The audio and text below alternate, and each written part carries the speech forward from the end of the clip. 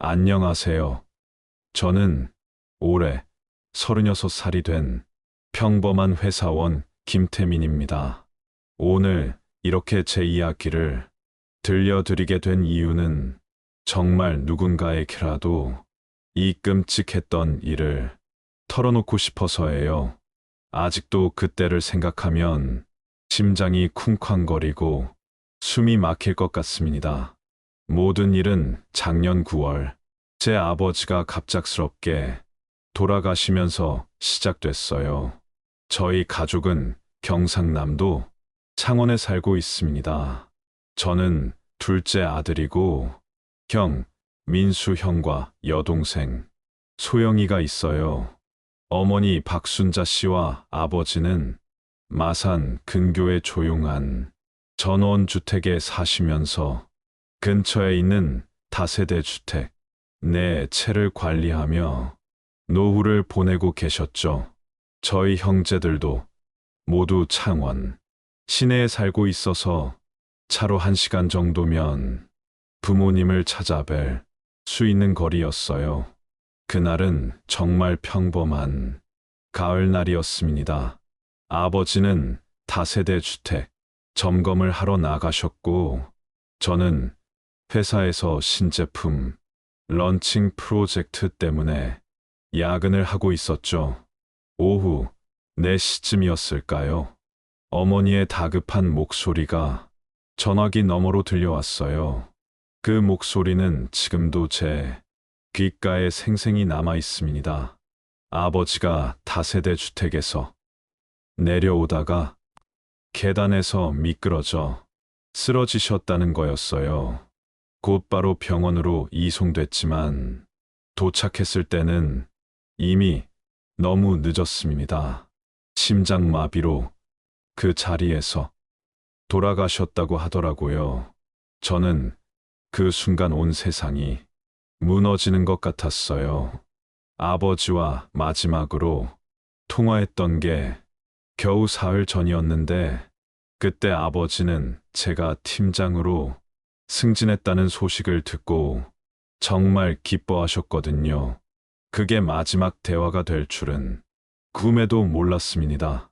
장례식은 가족과 친지들이 모두 모여 3일장으로 치러졌어요. 어머니는 아버지와 40년 넘게 함께 살아오셨기에 그 상실감이 이루 말할 수 없었습니다. 평생 한 번도 떨어져 본 적이 없으셨으니까요. 장례 기간 내내 어머니는 거의 말씀을 하지 않으셨어요. 눈물도 많이 흘리지 않으셨고요. 오히려 그런 어머니의 모습이 더 마음을 아프게 했습니다. 속으로 얼마나 힘드실까, 얼마나 무너지고 계실까 생각하면 가슴이 찢어지는 것 같았어요. 장례식이 끝나고 저희 형제들은 어머니를 혼자 두면 안 될 것 같다는 생각에 번갈아 가며 어머니 댁을 찾아뵙기 시작했습니다. 특히 제 아내 정미연은 평소에도 시어머니와 사이가 좋았기 때문에 자주 시간을 내어 어머니를 찾아뵙곤 했어요.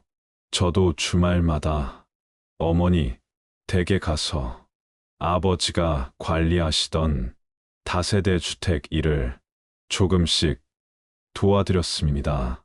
민수 형은 가끔 퇴근 후에 들러 어머니와 저녁 식사를 함께 했고, 소영이는 거의 매일 전화를 드렸죠. 어머니는 겉으로는 괜찮은 척 하셨지만 한 번씩 멍하니 창밖을 바라보시거나 아버지의 옷장을 열고 오랫동안 서 계시는 모습을 볼 때면 마음이 무너졌어요. 아버지의 빈자리가 너무나 컸거든요. 그래도 시간이 좀 지나면서 어머니는 조금씩 일상으로 돌아오시는 것 같았어요. 다세대 주택 관리도 다시 시작하셨고, 가끔은 이웃분들과 산책도 다니셨거든요. 하지만 그때까지만 해도 저는 몰랐습니다. 제 아내가 어머니를 어떻게 생각하고 있는지, 그리고 앞으로 어떤 끔찍한 일이 벌어질지 전혀 상상도 못했어요. 전원주택, 이곳저곳에는 아버지의 흔적이 남아 있었습니다. 현관에 걸린 아버지의 모자, 거실 한쪽에 있는 아버지의 안락의자, 마당에 있는 아버지가 직접 만드신 평상, 모든 것이 아버지를 떠올리게 했고, 어머니는 그 속에서 하루하루를 버티고 계셨어요. 시벌로 접어들면서 저희 가족은 조금씩 아버지의 부재에 적응해 가고 있었습니다. 아직 완전히 회복된 것은 아니었지만 어머니도 조금씩 생활에 활력을 찾아가고 계셨어요. 저희 형제들은 각자의 방식으로 어머니를 챙겼죠. 15월 초 어느 주말이었어요. 저는 어머니를 뵈러 갔는데 그날따라 어머니의 표정이 조금 밝아 보였어요. 마당에는 새로 심은 국화꽃들이 있었고 집 안에는 정갈하게 청소된 흔적이 보였습니다. 어머니는 저에게 차를 내어주시며 말씀하셨어요. 아직은 힘들지만 그래도 살아가야 한다고. 아버지도 자신이 이렇게 무너지는 모습 보면 걱정하실 거라고요. 그 말씀을 듣는 순간 저는 어머니의 강인함에 다시 한번 놀랐습니다. 40년을 함께한 반려자를 잃고도 앞으로 나아가려는 모습이 정말 존경스러웠어요. 그날 저는 어머니와 함께 다세대 주택을 돌아보며 월세 장부를 정리했습니다. 아버지가 하시던 일이었지만 이제는 어머니가 혼자서 이런 일들을 해나가야 했거든요. 세입자들도 모두 좋은 분들이셔서 어머니를 잘 도와주신다고 하시더라고요. 10월 중순이 되자 제 회사에서 신제품 런칭이 성공적으로 끝나면서 저는 새로운 해외 마케팅 팀을 맡게 되었어요. 그에 따라 서울 출장도 점점 많아졌죠. 주로 본사와의 업무 협의나 바이어 미팅 때문에 하루나 이틀 정도 집을 비우는 일이 잦아졌습니다. 그럴 때마다 제 아내 미연이는 어머니를 찾아뵀어요. 처음에는 아내가 효심이 깊은 것이 정말 고마웠습니다. 저 대신 어머니를 돌봐주는 것 같아서요. 미연이는 결혼 전부터 저희 어머니를 친어머니처럼 따랐거든요. 10월 말 어머니는 본격적으로 다세대 주택 관리를 다시 시작하셨어요. 전에는 아버지와 함께 하셨던 일인데 이제는 혼자서 세입자들을 만나고 수리가 필요한 부분을 체크하고 월세를 관리하는 모든 일을 해나가셨습니다. 가끔은 민수 형이나 제가 도와드리기도 했지만 어머니는 점점 이런 일들을 스스로 해내시는 모습을 보여주셨어요. 오히려 일이 있어야 마음이 덜 아프다고 하시더라고요. 11월이 시작되면서 날씨는 점점 추워졌어요. 첫눈이 내린 날, 저는 미연이와 함께 어머니 댁에 갔습니다. 어머니가 좋아하시는 과일을 사들고요. 문을 열자 따뜻한 열기가 저희를 반겼어요. 어머니는 부엌에서 무언가를 준비하고 계셨는데 알고 보니 저희가 어릴 적 좋아했던 호박죽이었어요. 미연이는 부엌으로 들어가 어머니를 도왔고 저는 거실에 앉아 TV를 켰습니다. 그 순간 문득 아버지가 생각났어요. 보통 이맘때면 아버지는 이 자리에 앉아 뉴스를 보고 계셨을 텐데 그런 생각을 하니 갑자기 눈시울이 뜨거워졌어요. 그날 저녁 어머니는 아버지에 대한 이야기를 많이 해주셨습니다. 젊은 시절 만났던 이야기, 어려움을 함께 극복했던 이야기, 저희 형제를 키우면서 있었던 재미있는 에피소드들. 어머니는 때로는 웃으시고 때로는 눈시울을 붉히셨지만 아버지에 대한 추억을 나누며 조금씩 마음의 짐을 내려놓는 것 같았어요. 11월 중순이 되자 크리스마스와 연말 분위기가 거리를 채웠습니다. 어머니는 저희 형제들에게 함께 모여서 연말을 보내자고 제안하셨어요. 아버지가 돌아가신 후 첫 연말이니 가족이 함께 모여 서로를 위로하고 싶으셨던 것 같아요. 저희는 모두 동의했고 민수 형네 가족, 소영이네 가족, 그리고 저희 부부가 모두 어머니 댁에 모이기로 했습니다. 그날이 오기 전 저는 부산 출장이 있어서 3일 정도 집을 비워야 했어요. 떠나기 전 미연이에게 어머니를 잘 챙겨달라고 부탁했고 미연이는 웃으며 걱정 말라고 했어요.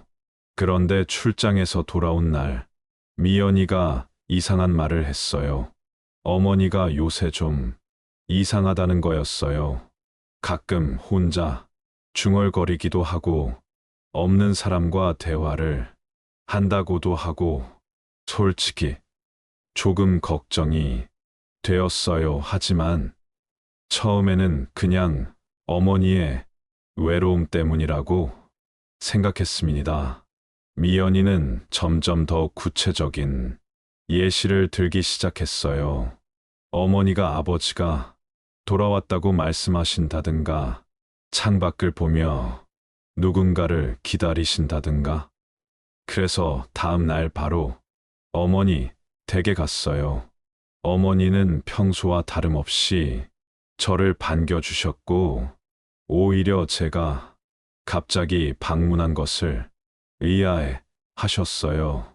저는 어머니의 상태를 살피며 이야기를 나눴는데 전혀 이상한 점을 발견할 수 없었습니다.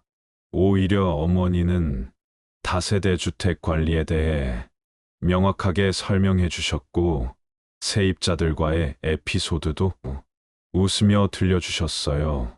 저는 미연이에게 어머니가 괜찮아 보인다고 말했고 미연이는 고개를 끄덕였지만 뭔가 확신이 없어 보였어요.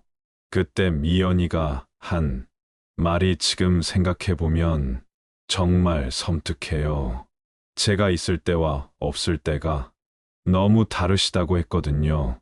크리스마스 이브, 저희 가족은 모두 어머니 댁에 모였어요.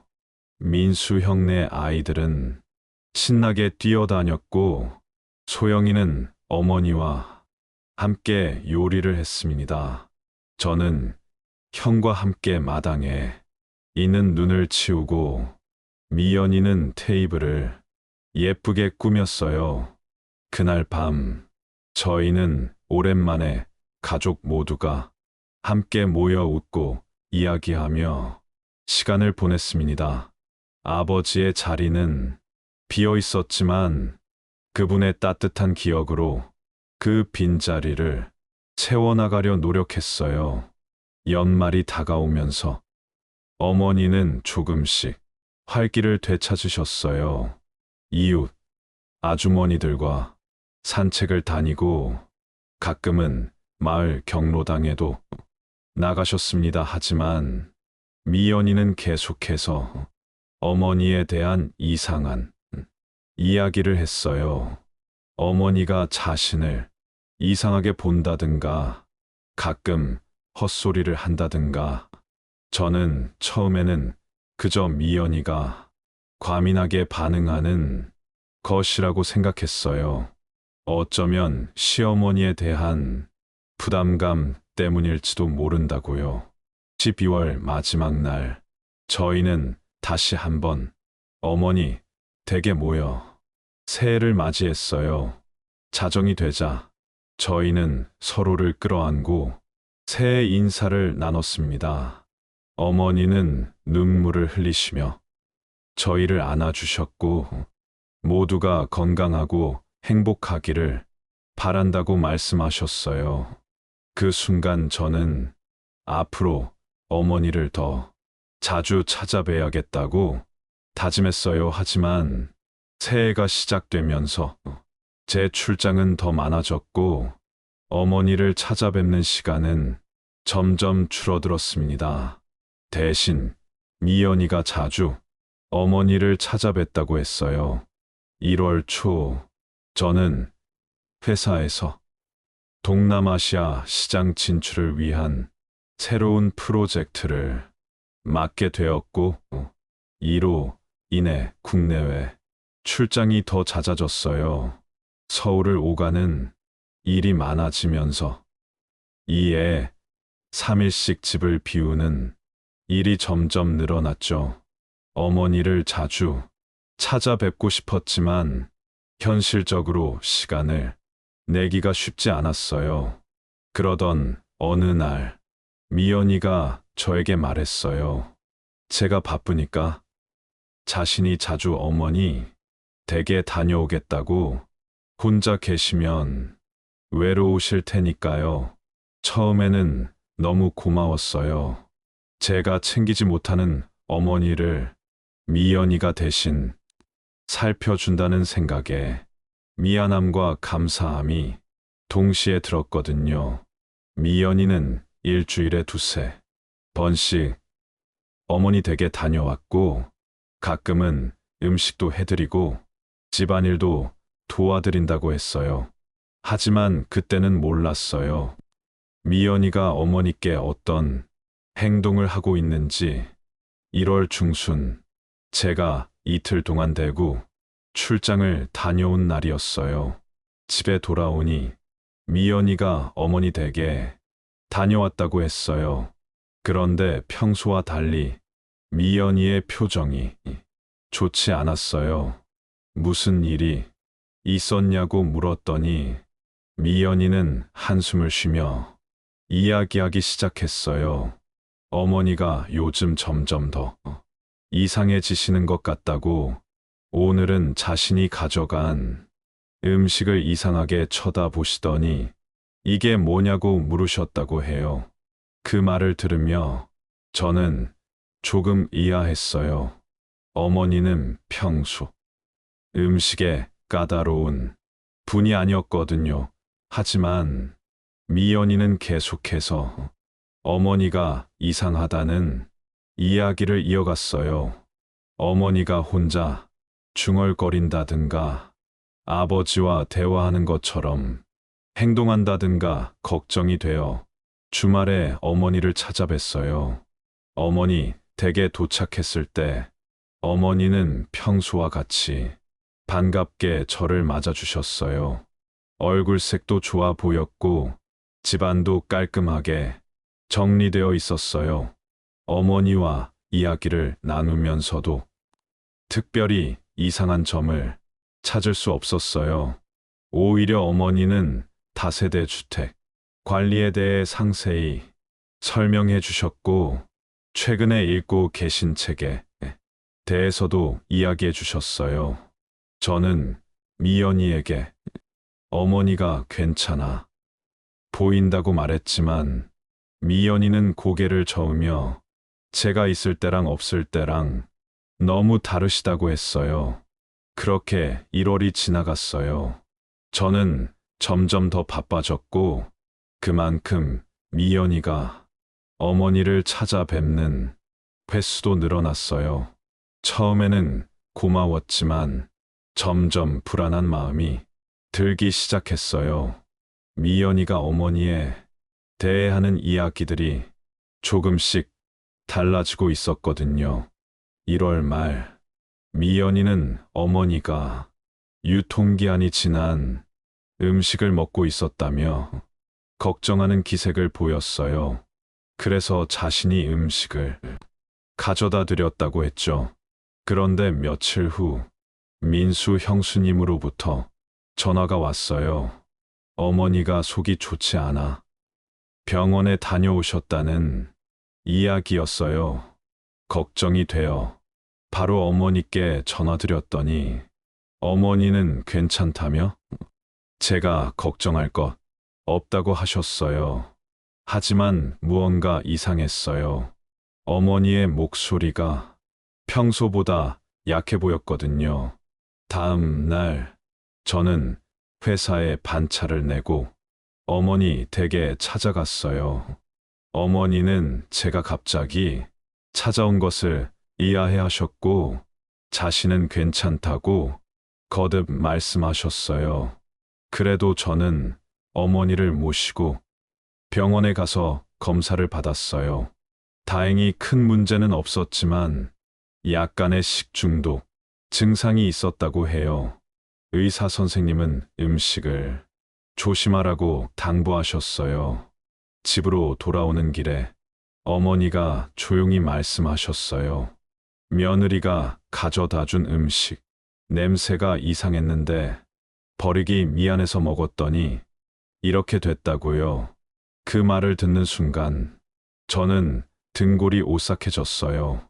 미연이가 어머니께 상한 음식을 가져다 드렸다는 이야기였거든요.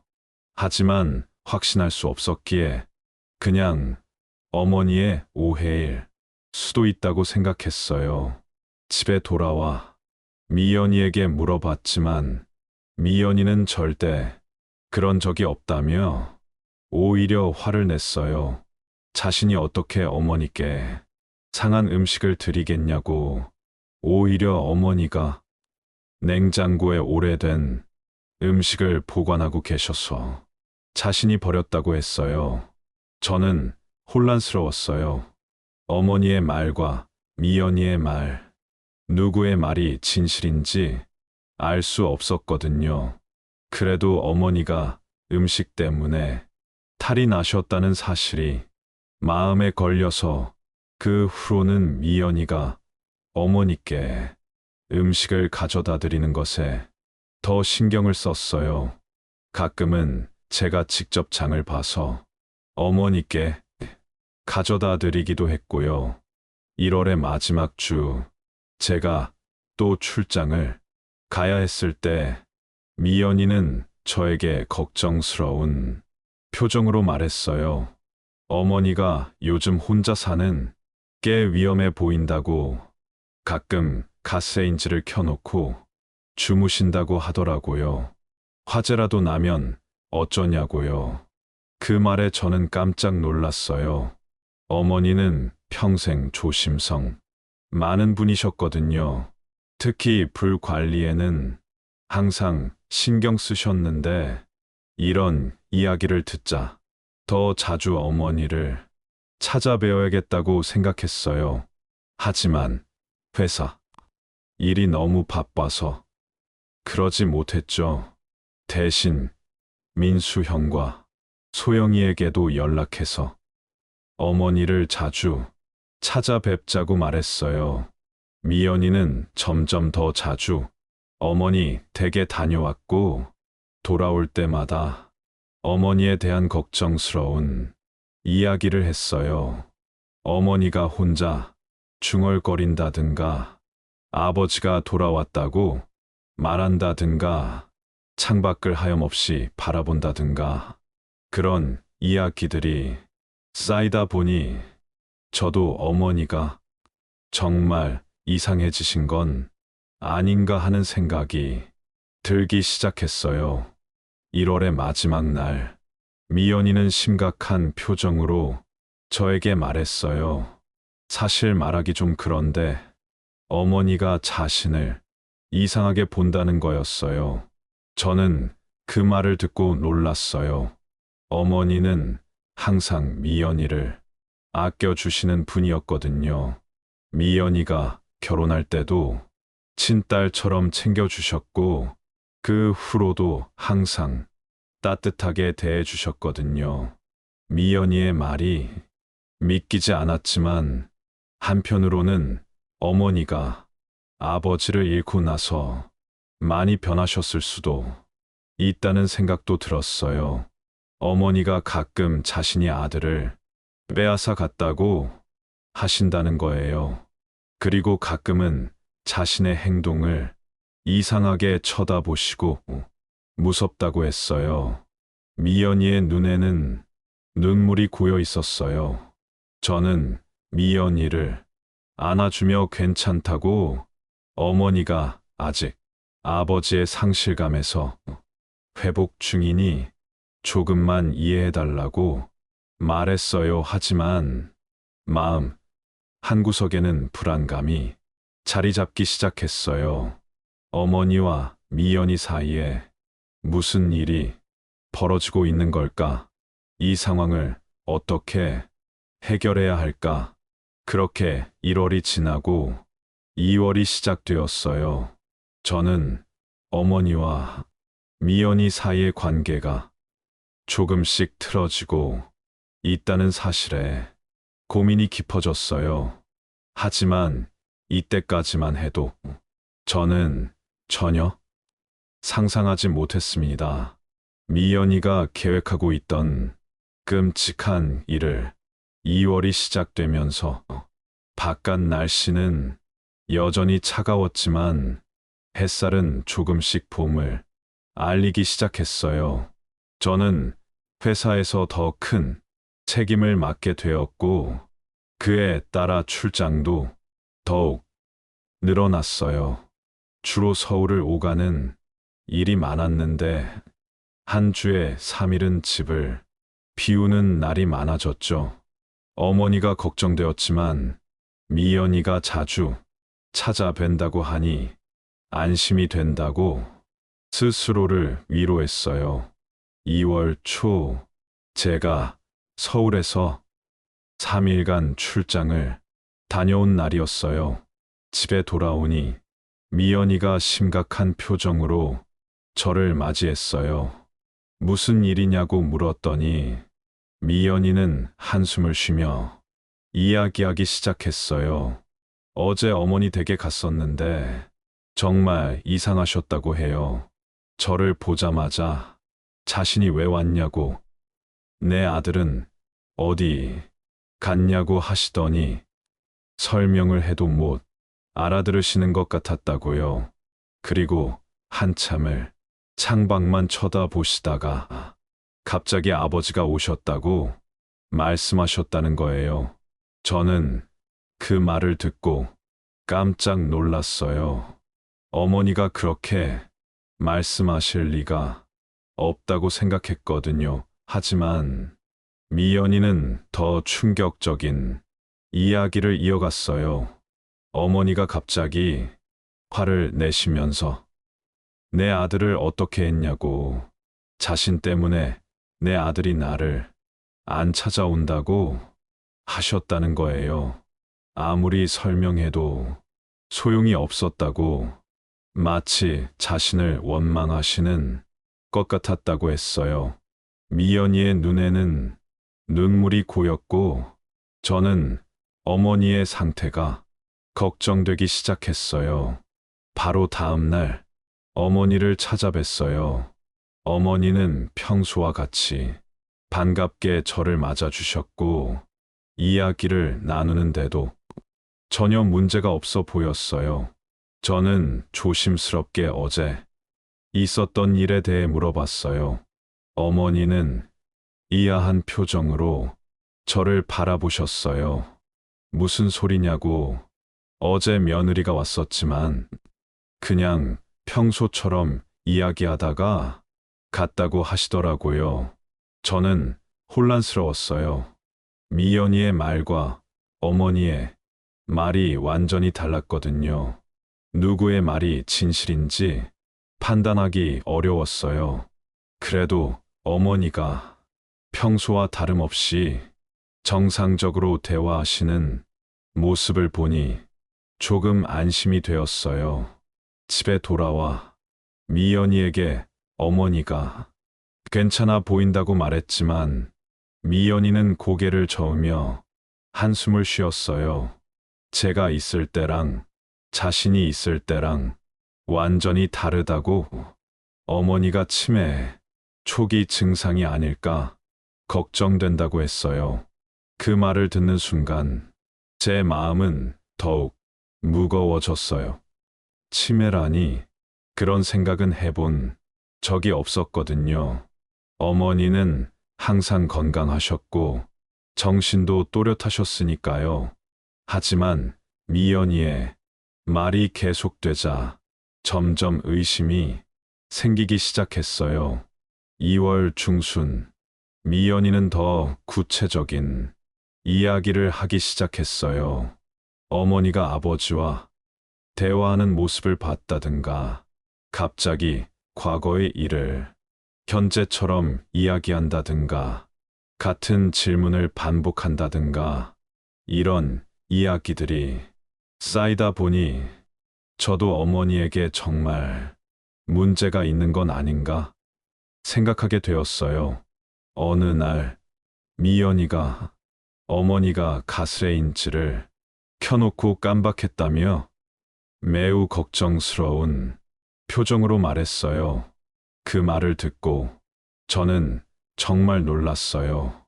어머니는 항상 조심성이 많으셨거든요. 바로 다음 날 어머니 댁에 가서 가스 누출 경보기를 설치했고, 민수 형과 소영이에게도 어머니의 상황을 알렸어요. 형과 동생도 어머니를 찾아뵀지만 그들의 말은 제 생각과 달랐어요. 어머니는 평소와 같이 정상적으로 대화하셨고 특별히 이상한 점을 발견하지 못했다고 했어요. 하지만 저는 점점 더 혼란스러워졌어요. 미연이의 말과 형제들의 말이 너무 달랐거든요. 2월 하순, 미연이는 더 심각한 이야기를 했어요. 어머니가 자신을 의심하고 심지어 위협적인 행동을 한다는 거였어요. 어제는 정말 무서웠다고. 어머니가 갑자기 자신이 내 아들을 빼앗아갔다고 하시면서 화를 내셨다고 해요. 그리고 부엌 칼을 보시면서 이상한 표정을 지으셨다고, 마치 자신을 해칠 것처럼 말이에요. 미연이는 말을 이어가며 눈물을 흘렸고 저는 큰 충격을 받았어요. 어머니가 그렇게 폭력적인 모습을 보이실 리가 없다고 생각했지만 미연이의 두려움이 연기처럼 보이지는 않았어요. 저는 어머니가 정말 정신적으로 문제가 있는 건 아닌지 심각하게 고민하기 시작했어요. 그 주말 저는 어머니를 모시고 병원에 가보자고 제안했어요. 어머니는 처음에는 거부하셨지만 제가 정기 검진이라며 설득했고 결국 함께 병원에 가게 되었어요. 의사 선생님은 어머니를 여러 방면으로 검사했지만 특별한 문제점을 발견하지 못했어요. 오히려 어머니의 대답도 정확했고 기억력도 좋았어요. 치매 검사도 정상으로 나왔어요. 의사 선생님의 말을 들으며 저는 안도했지만 한편으로는 더 혼란스러워졌어요. 의학적으로는 문제가 없다는데 왜 미연이의 말처럼 어머니가 이상한 행동을 보이는 걸까요? 집으로 돌아오는 길에 어머니가 조용히 제 손을 잡으셨어요. 자신은 괜찮다고, 너무 걱정하지 말라고 하시면서 제 아내가 말한 것처럼 자신이 이상하게 구는 건 아니라고 하셨어요. 그 말을 듣는 순간 저는 멈칫했어요. 어머니가 어떻게 미연이의 말을 알고 계신 걸까요? 제가 말한 적이 없는데 어머니는 마치 제 생각을 읽으신 것처럼 이어서 말씀하셨어요. 며느리가 가끔 자신한테 치매에 오신 것 같다고 말한다는 거예요. 자신을 이상한 사람 취급하는 것 같지만 괜찮다고 자신은 정상이라고 하셨어요. 그 말을 듣는 순간 저는 등골이 오싹해지는 느낌이었어요. 미연이가 어머니께 직접 그런 말을 했다니. 집에 돌아와 미연이에게 물어봤지만 미연이는 절대 그런 말을 한 적이 없다며 오히려 화를 냈어요. 자신이 어떻게 어머니께 그런 말을 하겠냐고. 오히려 어머니가 자꾸 자신을 이상하게 보시고 저에게 거짓말을 하시는 거라고 했어요. 저는 더 이상 누구의 말을 믿어야 할지 모르겠다는 생각이 들었어요. 미연이는 계속해서 어머니가 이상하다는 이야기를 했고, 어머니는 미연이가 자신을 이상하게 대한다고 했어요. 누군가가 거짓말을 하고 있는 건 분명했지만 누가 진실을 말하고 있는지 판단하기 어려웠어요. 2월 말, 제가 또 3일간 출장을 다녀왔을 때 미연이는 더 심각한 이야기를 했어요. 어머니가 밤중에 자신을 찾아왔다는 거였어요. 어젯밤 갑자기 초인종이 울려서 문을 열었더니 어머니가 계셨다고 해요. 밤 11시가 넘은 시간이었는데 어머니는 내 아들 어디 있냐고 물으시더니 설명하려고 하자 갑자기 화를 내시면서 거짓말하지 말라고 자신이 내 아들을 숨겼다고 하셨다는 거예요.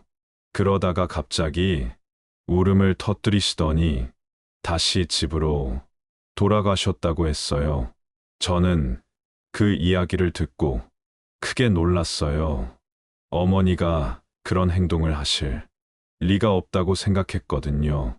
게다가 어머니 댁과 저희 집은 차로 30분 거리인데 밤에 어떻게 오셨을까요? 하지만 미연이의 눈물과 두려움이 거짓으로 보이지는 않았어요. 다음 날 저는 어머니 댁을 방문했어요. 어머니는 평소와 같이 반갑게 저를 맞아주셨고 저는 어젯밤 있었던 일에 대해 물어봤어요. 어머니는 굉장히 놀란 표정으로 저를 바라보셨어요. 무슨 소리냐고.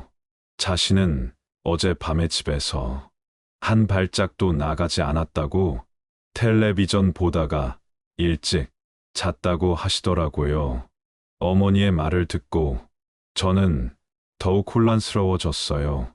누가 거짓말을 하고 있는 걸까요? 어머니는 정말 밤에 나가셨다가 기억을 못 하시는 걸까요? 아니면 미연이가 거짓말을 하고 있는 걸까요? 집에 돌아와 미연이에게 어머니의 말을 전했더니 미연이는 더욱 감정적으로 반응했어요. 제가 자신의 말을 안 믿는 거냐고, 자신이 왜 거짓말을 하겠냐고 했어요. 어머니가 치매 증상이 있으시니까 기억을 못 하시는 거라고 했어요. 저는 그 말을 듣고 깊은 한숨을 내쉬었어요. 이 상황이 너무 힘들고 복잡했어요.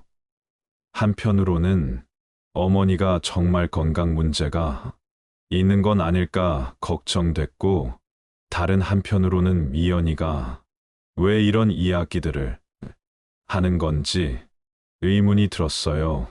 그렇게 2월이 지나고 3월이 시작되었어요. 저는 어머니와 미연이 사이에 갈등이 점점 심해지는 것을 느꼈어요.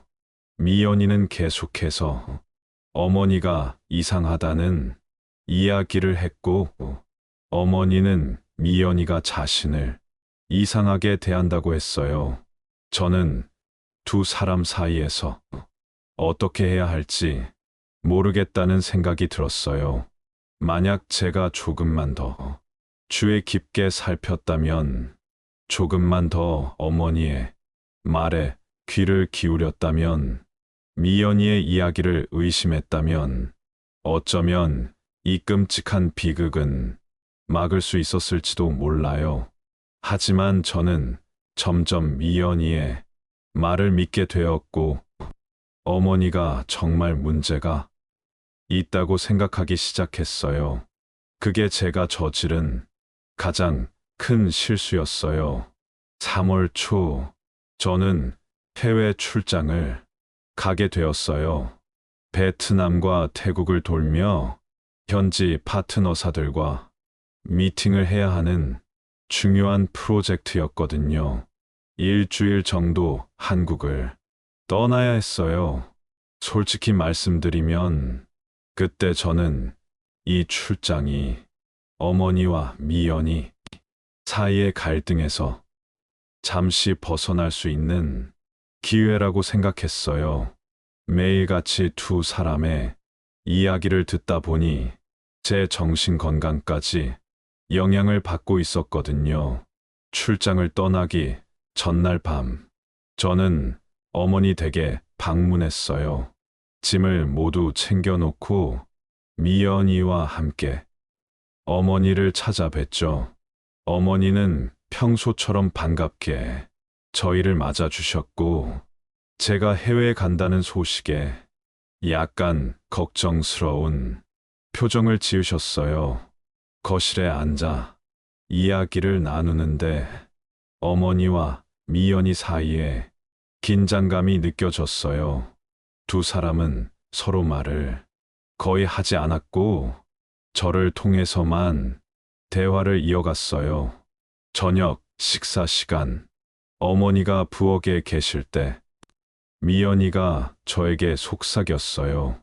어머니가 오늘도 이상하게 행동하셨다고.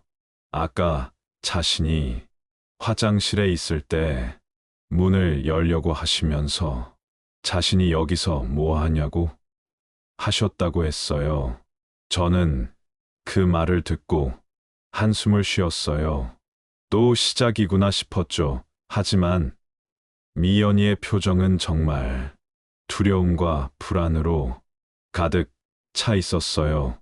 저는 미연이를 달래며 괜찮다고, 어머니는 그저 혼란스러운 것일 뿐이라고 말했어요. 식사를 마치고 어머니가 주방에서 설거지를 하실 때 저는 곁에서 도와드렸어요. 그때 어머니가 조용히 저에게 말씀하셨어요. 제 아내가 자신을 이상하게 본다고. 혼자 있을 때는 자신을 무시하고 이상한 말을 자꾸 한다고요. 하지만 제가 옆에 있을 때는 착한 며느리인 척한다고 하셨어요. 저는 그 말을 듣고 가슴이 무거워졌어요. 어머니와 미연이 두 사람 모두 서로를 의심하고 있었어요. 누구의 말이 진실인지 알 수 없었죠. 저는 어머니께 걱정하지 말라고, 제가 돌아오면 모든 것을 해결하겠다고 약속했어요. 집으로 돌아오는 길에 미연이는 계속해서 어머니가 이상하다는 이야기를 했어요. 제가 없는 동안 어머니를 어떻게 해야 할지 걱정된다고 했죠. 저는 미연이에게, 민수 형과 소영이에게도 연락해서 번갈아 가며 어머니를 살펴봐 달라고 부탁했다고 말했어요. 미연이는 고개를 끄덕였지만 뭔가 불만족스러운 표정이었어요. 출장 당일 아침, 저는 일찍 일어나 마지막 짐을 챙겼어요. 미연이는 아침 식사를 준비해 주었고, 평소보다 더 다정하게 저를 대해 주었어요.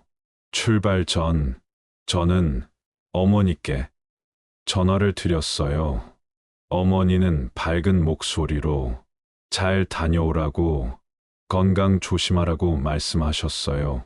저도 어머니께 건강 조심하시고 무슨 일 있으면 바로 민수 형이나 소영이에게 연락하라고 당부했어요. 공항으로 향하는 차 안에서 미연이는 조용히 말했어요. 걱정 말라고, 자신이 어머니 잘 돌볼 거라고, 저는 일에만 집중하라고요. 그 말을 듣고 저는 고마운 마음이 들었어요. 그래도 미연이가 어머니를 신경 써 주려고 한다는 생각에 하지만 동시에 불안한 마음도 있었어요. 두 사람이 서로 잘 지낼 수 있을까? 제가 없는 동안 더 큰 갈등이 생기지는 않을까? 공항에 도착해서 저는 미연이와 작별 인사를 나누었어요. 미연이는 저를 꼭 안아주며 잘 다녀오라고 했어요. 그리고 마지막으로 한 말이 아직도 귓가에 맴돌아요.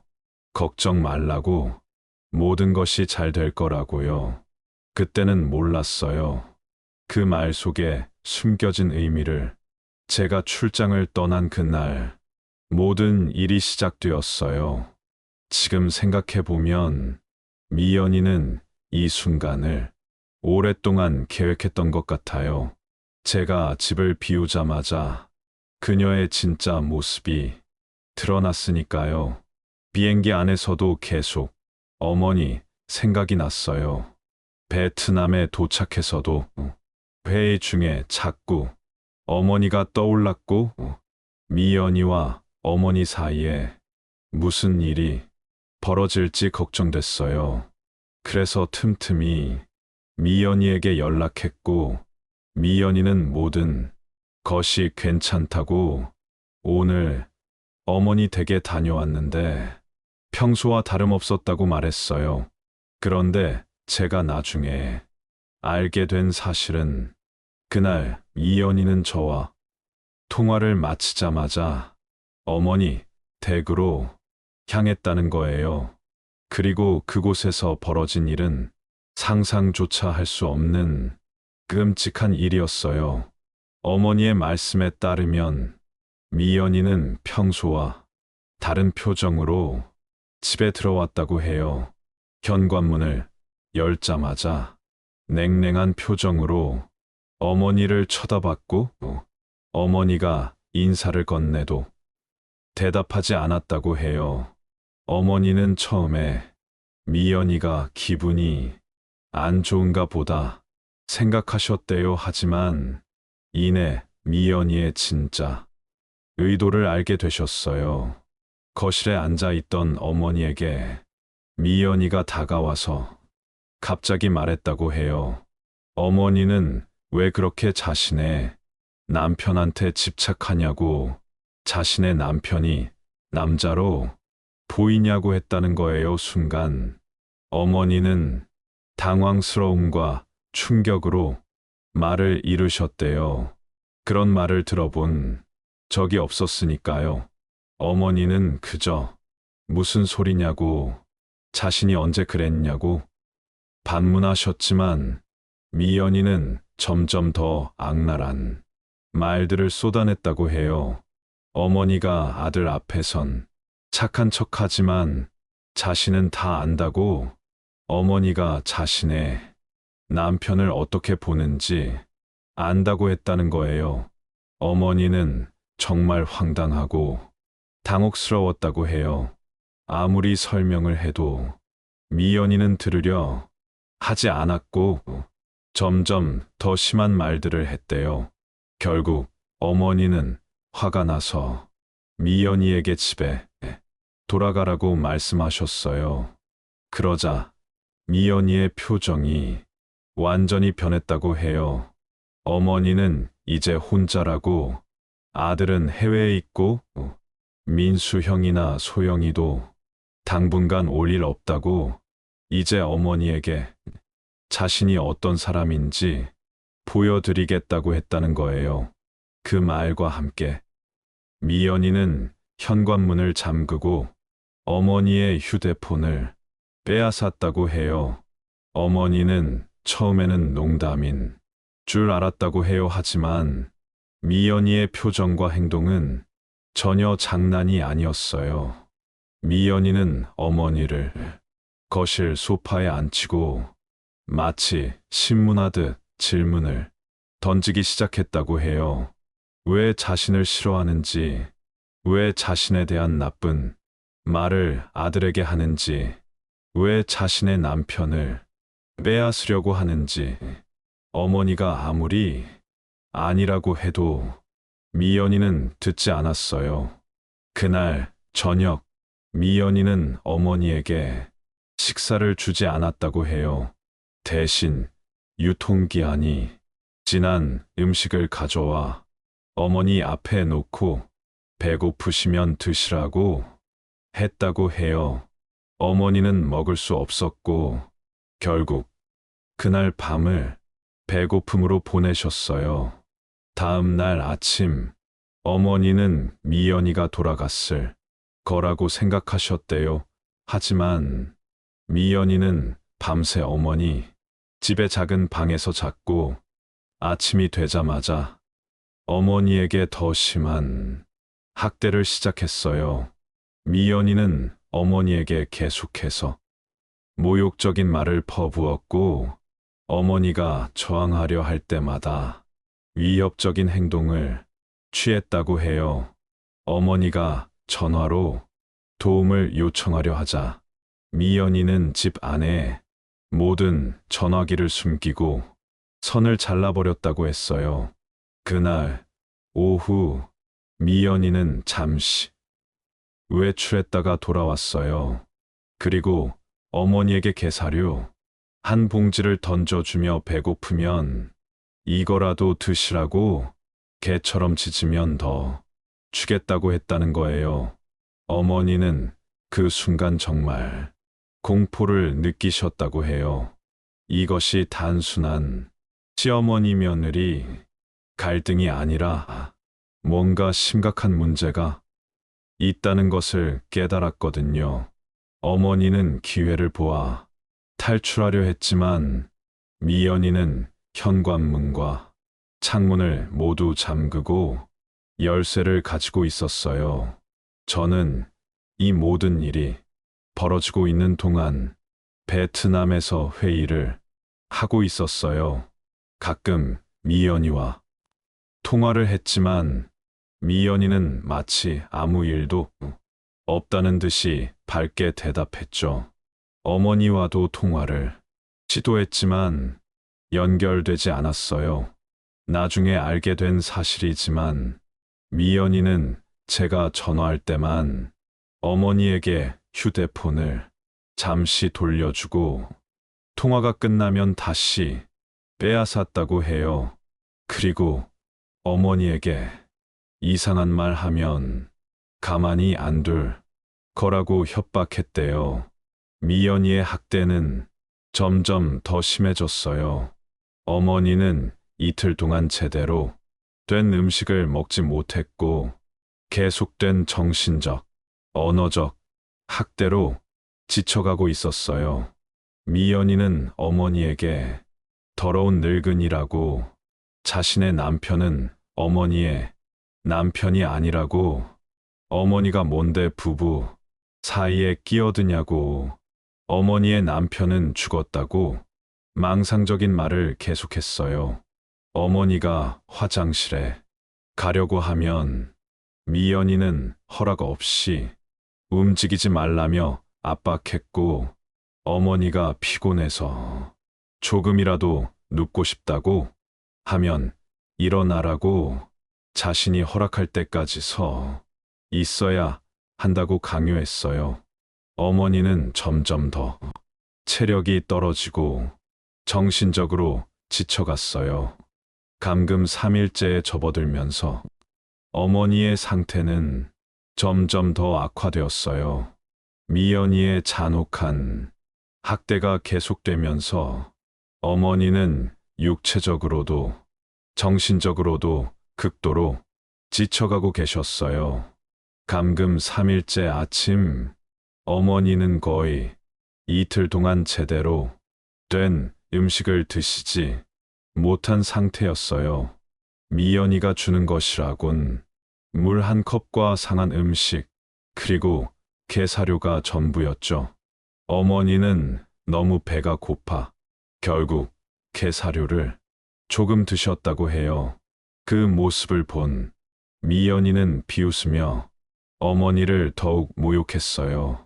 역시 개 같은 더러운 생각을 하니 게사료도 먹는다고 더 주길 원하면 개처럼 한번 짖어보라고 했대요.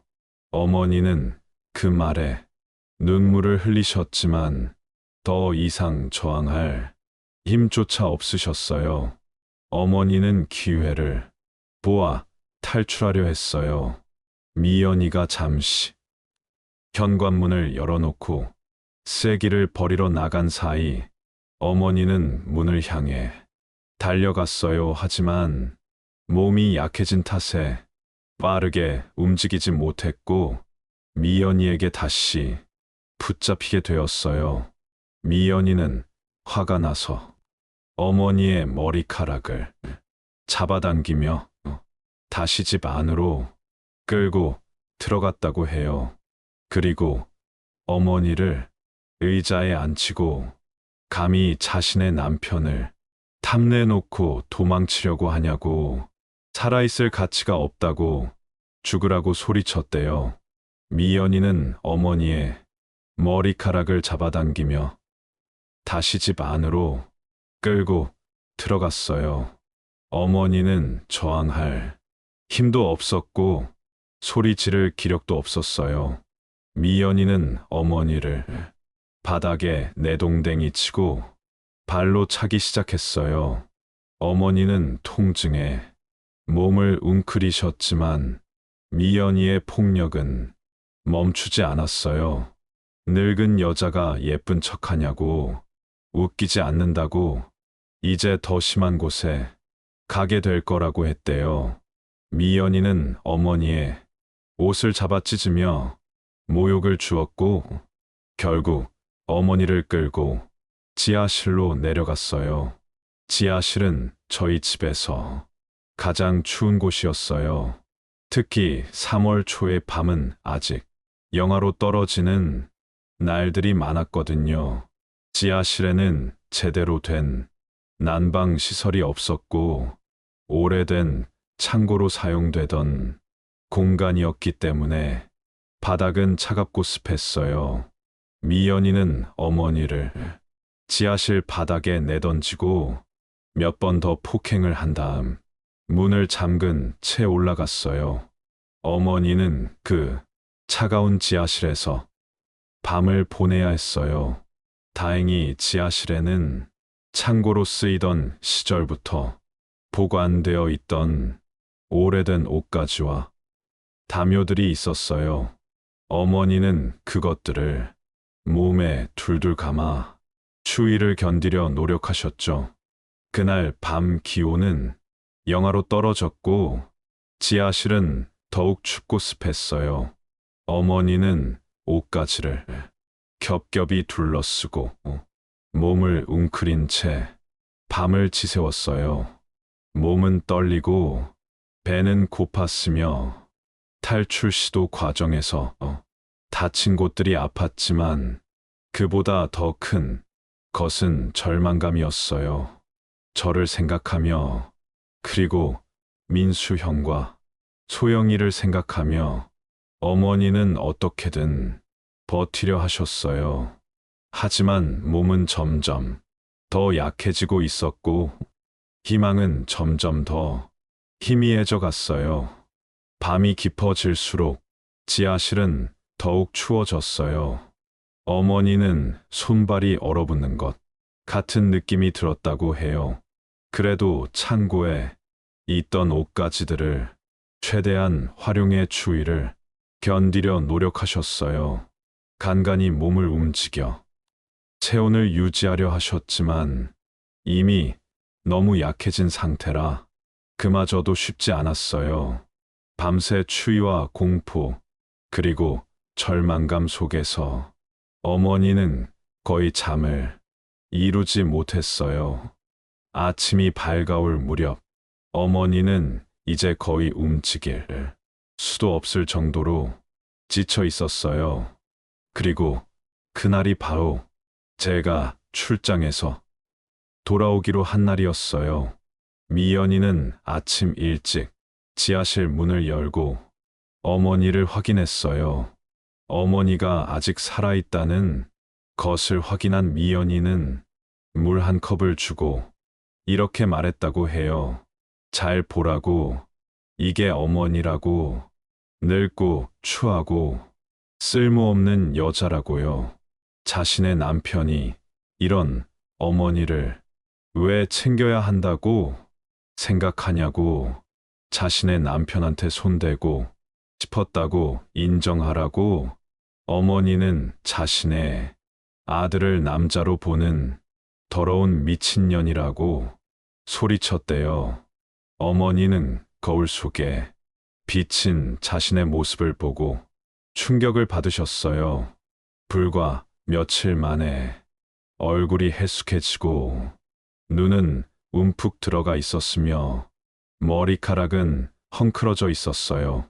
미연이의 학대로 인해 어머니는 자신의 존재, 가치까지 의심하게 되었어요. 미연이는 어머니에게 이거나 먹으라고. 어머니 같은 쓰레기는 쓰레기를 먹어야 한다고 했어요. 어머니는 너무 배가 고파 결국 그것을 조금 드셨다고 해요. 그 모습을 본 미연이는 만족스러운 표정을 지으며 깔깔거리며 웃었다고 해요. 출장 4일차 미연이의 학대는 절정에 달했어요. 어머니가 나중에 말씀해 주신 바에 따르면 미연이는 어머니를 지하실에서 끌어올려 거실로 데려왔다고 해요. 어머니는 며칠 동안 제대로 된 음식을 먹지 못해 매우 약해져 있었고 추위로 인해 몸도 떨리고 있었어요. 미연이는 어머니를 의자에 앉히고 마치 신문하듯 계속해서 질문을 던졌어요. 왜 자신의 남편을 유혹하려 했는지, 왜 자신을 미워하는지, 왜 자신에 대한 나쁜 말을 아들에게 했는지. 어머니는 이미 정신적으로 매우 지쳐 있었고 그저 고개를 저을 뿐이었어요. 그러자 미연이는 더 화가 나서 어머니를 발로 차고 때렸다고 해요. 어머니는 그 충격으로 의자에서 넘어졌고 미연이는 어머니를 일으켜 세우지도 않았어요. 대신 바닥에 누워있는 어머니를 발로 걷어차며 더러운 늙은이라고, 자신의 남편은 어머니의 남편이 아니라고 소리쳤대요. 그 순간 어머니는 정말 죽음을 생각했다고 해요.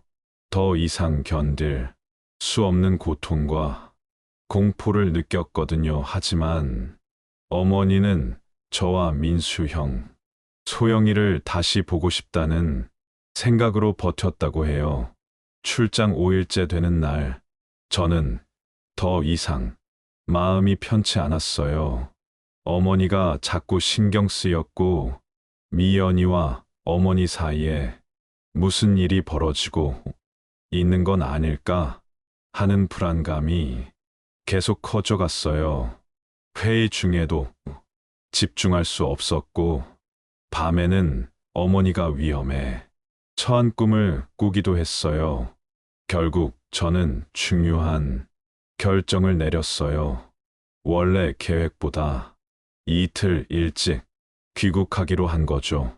상사에게 가족 문제로 급히 돌아가야 한다고 양해를 구했고 다행히 허락을 받아 비행기 표를 변경할 수 있었어요.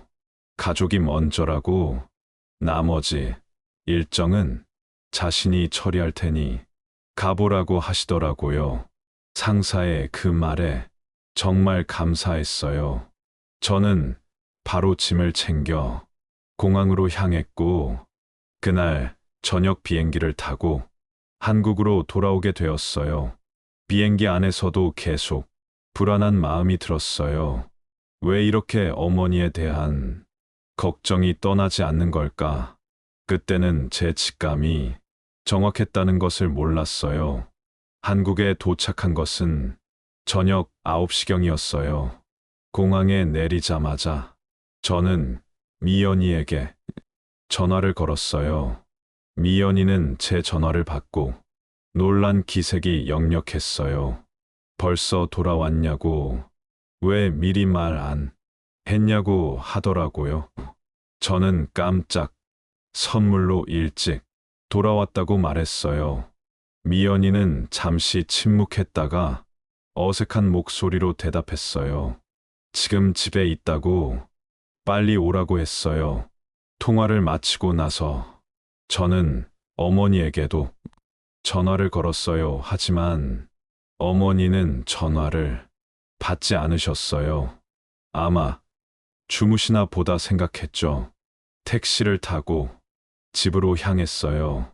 집에 도착했을 때 미연이는 마치 아무 일도 없었다는 듯이 저를 반겨주었어요. 하지만 뭔가 어색함이 느껴졌어요.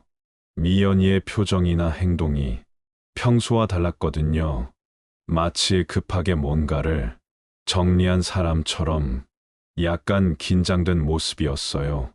어머니는 잘 계시냐고 전화를 안 받으시네요라고 물었을 때 미연이는 잠시 망설이다가 대답했어요. 어머니가 요즘 일찍 주무신다고 전화를 안 받으시는 것 같다고. 오늘도 저녁에 잠깐 들렀다 왔는데 조금 피곤해 보이셔서 일찍 주무시라고 했다고 하더라고요. 저는 그 말을 듣고 약간 안심이 되었지만 여전히 어머니가 걱정됐어요. 내일 아침 일찍 어머니 댁에 가보기로 마음먹었어요. 미연이는 저를 위해 간단한 저녁을 차려주었고 출장은 어땠는지, 일은 잘 마무리됐는지 물어봤어요. 평소와 같은 대화였지만 어딘가 어색함이 느껴졌어요. 식사를 마치고 샤워를 하는 동안 미연이는 계속해서 핸드폰으로 문자를 보내거나 통화를 하는 것 같았어요. 저는 이상함을 느꼈지만 피곤해서 그냥 넘어갔어요. 샤워를 마치고 나오니 미연이는 이미 침대에 누워 자는 척하고 있었어요. 저는 옆에 누워 잠을 청했지만 계속해서 어머니 생각이 났어요. 왜 전화를 안 받으셨을까? 정말 일찍 주무신 걸까? 이런 생각들이 머릿속을 맴돌았어요. 다음 날 아침, 저는 일찍 일어나 다시 어머니께 전화를 드렸어요. 하지만 여전히 받지 않으셨어요. 이제는 정말 걱정이 되기 시작했어요. 미연이에게 어머니 댁에 가보겠다고 말했더니 미연이는 갑자기 저를 말리려 했어요. 지금 가야 하냐고. 출장에서 막 돌아왔는데 좀 쉬어야 한다고. 어머니도 아직 주무실 시간이고 점심때쯤 가보는 게 어떻냐고 했어요. 미연이의 말에 일리가 있기는 했지만 왠지 불안한 마음이 가시지 않았어요. 미연이가 저를 말리는 이유가 단순히 제 피로를 걱정해서인지 아니면 다른 이유가 있는지 그동안 미연이가 어머니에 대해 했던 이야기들이 떠올랐어요. 어머니가 이상하다는 말, 치매가 온 것 같다는 말, 자신을 미워한다는 말. 그래도 어머니 걱정되니까 가봐야겠다고 했어요. 어제부터 연락이 안 되시는데 괜찮으실까 싶어서라고 말했죠. 미연이는 표정이 약간 굳어지더니 어쩔 수 없다는 듯이 같이 가겠다고 했어요. 함께 차에 타고 가는 동안 미연이는 계속해서 어머니가 이상하다는 이야기를 반복했어요. 저는 미연이의 말을 들으며 복잡한 생각이 들었어요. 어머니가 정말 그런 모습을 보이셨을까? 아니면 미연이가 과장해서 말하는 걸까? 미연이가 어머니에 대해 이야기할 때마다 뭔가 어색함이 느껴졌어요. 마치 미리 준비한 대본을 읽는 것처럼요. 어머니 댁에 도착해서 현관 벨을 눌렀지만 응답이 없었어요. 여러 번 벨을 누르고 문을 두드렸지만 여전히 반응이 없었어요. 걱정이 커졌고 민수 형에게 전화해 봤어요. 형도 저와 마찬가지로 어머니와 며칠째 연락이 안 된다고 했어요. 마지막으로 통화한 게 제가 출장 가기 전이라고 했죠. 그 말을 듣는 순간 가슴이 철렁 내려앉았어요. 직감적으로 뭔가 잘못되었다는 느낌이 들었어요. 형에게 지금 어머니 댁에 있다고 빨리 와달라고 소영이한테도 연락해서 오라고 해달라고 말했어요. 형도 상황의 심각성을 느꼈는지 곧바로 출발하겠다고 했어요. 저는 미연이에게 열쇠가 있는지 물었고 미연이는 잠시 망설이다가 가방에서 열쇠를 꺼냈어요. 왜 처음부터 말하지 않았는지 의문이 들었지만 지금은 어머니가 더 중요했어요. 문을 열고 들어서자 집 안은 어둡고 조용했어요. 창문은 모두 닫혀 있었고 커튼도 쳐져 있어서 낮인데도 실내는 어두웠어요. 평소 어머니 댁은 항상 밝고 환했는데 이런 모습은 처음이었어요. 그리고 집 안에는 이상한 냄새가 났어요. 음식이 상한 냄새 같기도 하고 습한 냄새 같기도 했어요. 어머니라고 소리쳤지만 대답이 없었어요. 방, 거실, 부엌, 화장실, 집 안, 곳곳을 찾아봤지만 어머니는 보이지 않았어요. 점점 더 불안감이 커졌어요. 어디에도 계시지 않다니 갑자기 지하실이 생각났어요. 저희 집에는 작은 지하실이 있었는데 주로 창고로 사용하던 곳이었거든요. 지하실로 향하려는데 미연이가 갑자기 저를 막아섰어요. 거기는 볼 필요 없다고 하더라고요. 미연이의 행동이 더욱 의심스러웠어요. 왜 지하실을 보지 말라는 건지. 그리고 미연이의 눈빛에서 불안과 초조함이 느껴졌어요. 저는 미연이를 밀치고 지하실 문 앞으로 갔어요. 문은 잠겨 있었고 열쇠는 보이지 않았어요. 열쇠 어디 있냐고 물었지만 미연이는 모른다고 했어요. 저는 더 이상 참을 수 없었어요. 문을 발로 차서 열었고 지하실로 내려가는 계단으로 향했어요. 그리고 그곳에서 저는 충격적인 광경을 목격했어요. 어머니가 바닥에 쓰러져 계셨어요. 몸은 오래된 옷가지들로 둘러싸여 있었고 얼굴은 창백했으며 거의 숨을 쉬지 않는 것처럼 보였어요. 순간 온몸에 전율이 흘렀어요. 어머니를 그 상태로 발견한 순간의 충격은 말로 표현할 수 없어요. 어머니라고 정신 차리시라고 소리쳤어요. 즉시 119에 전화했고 오고 있던 민수 형과 소영이에게도 연락해 상황을 알렸어요.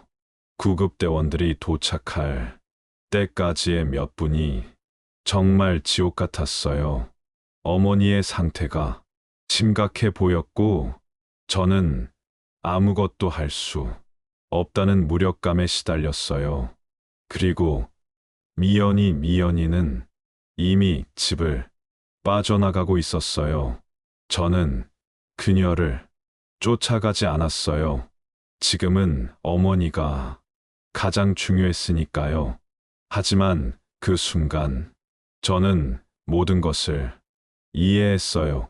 미연이가 어머니에게 무슨 짓을 했는지, 어떤 끔찍한 일이 벌어졌는지. 구급차가 도착하고 어머니는 급히 병원으로 이송되었어요. 저와 민수 형, 소영이는 뒤따라 병원으로 갔고 의사 선생님들은 어머니의 상태가 매우 위중하다고 했어요. 심각한 탈수 상태였고 저체온증, 영양실조 상태였으며 몸 곳곳에 멍이 있었는데 이는 폭행의 흔적이라고 했어요. 그 말을 듣는 순간 저는 무너져 내렸어요. 제가 사랑했던 아내, 제가 신뢰했던 사람이 제 어머니를 감금하고 학대했다니 그것은 제가 상상할 수 있는 최악의 배신이었어요. 경찰이 도착했고 저희는 모든 상황을 설명했어요. 경찰은 즉시 수사에 착수했고 미연이를 찾기 시작했어요. 저는 머릿속이 너무 혼란스러웠어요. 어떻게 이런 일이 일어날 수 있었을까? 어떻게 제가 이런 사람과 결혼해 살고 있었을까? 병원 대기실에서 민수 형과 소영이와 함께 어머니의 상태를 기다리는 동안 저는 지난 몇 개월간의 일들을 되돌아봤어요. 미연이가 어머니에 대해 했던 모든 이야기들, 어머니가 이상하다는 말, 치매가 온 것 같다는 말, 자신을 미워한다는 말, 그리고 어머니가 저에게 했던 말들, 미연이가 자신을 이상하게 대한다는 말, 함께 있을 때는 착한 며느리인 척한다는 말, 모든 퍼즐 조각이 맞춰지는 순간이었어요. 미연이는 처음부터 계획적으로 어머니를 이상한 사람으로 만들어 저에게 의심을 심었고 제가 출장을 간 사이 어머니를 감금하고 학대했던 거예요. 그 생각을 하니 온몸에 소름이 돋았어요. 의사 선생님이 나와서 어머니의 상태를 알려주었어요. 다행히 생명에는 지장이 없지만 심각한 영양실조와 탈수 상태였고 몸 곳곳에 멍이 있었으며 정신적 충격도 컸다고 했어요. 회복하는 데 시간이 필요하다고 했죠. 저는 그 자리에서 무릎을 꿇고 울었어요. 어머니를 지키지 못한 제 자신이 너무 미웠고 미연이를 의심하지 않고 어머니를 의심했던 저 자신이 용서가 되지 않았어요. 민수 형과 소영이도 같이 울었어요. 저희 모두 어머니를 제대로 보호하지 못했다는 자책감에 시달렸어요. 그날 밤 경찰은 미연이를 체포했어요. 그리고 경찰 조사 과정에서 모든 진실이 밝혀졌어요. 미연이가 어머니를 감금하고 음식과 물을 제대로 주지 않았으며 폭행하고 모욕했다는 사실을, 그리고 그 모든 것이 계획적이었다는 사실을, 저는 이 모든 일이 꿈이기를 바랐어요. 하지만 그것은 현실이었고 제가 받아들여야 할 진실이었어요. 어머니는 의식을 되찾으셨지만 누군가 방에 들어올 때마다 몸을 움츠리며 두려워하셨어요. 특히 낯선 여성이 다가오면 온몸을 떨며 공포에 질리셨죠. 그 모습을 볼 때마다 가슴이 찢어지는 것 같았어요. 미연이는 체포되어 구치소에 있었고 경찰은 철저한 수사를 진행하고 있었어요. 저는 매일 병원과 경찰서를 오가며 힘든 나날을 보내고 있었어요. 민수 형과 소영이도 번갈아 가며 어머니를 간병했고 저희 모두 어머니가 빨리 회복되기를 간절히 바랐어요. 4월 중순 경찰로부터 연락이 왔어요. 수사가 거의 마무리 단계이며 미연이의 진술을 들을 필요가 있다고 했어요. 저는 민수 형과 함께 경찰서로 향했고 담당 형사를 만났어요. 조사 결과 피의자는 계획적으로 어머니를 학대했다고 하더라고요. 미연이의 휴대폰에서 찾은 메모와 사진들, 그리고 어머니 댁의 CCTV 영상을 통해 모든 것이 확인됐다고 했어요. 형사의 말에 따르면 미연이는 아버지의 장례식 직후부터 어머니에 대한 왜곡된 생각을 품기 시작했다고 해요. 미연이의 휴대폰에서 발견된 메모들은 그 증거였어요. 경찰은 메모의 일부를 저희에게 보여주었어요.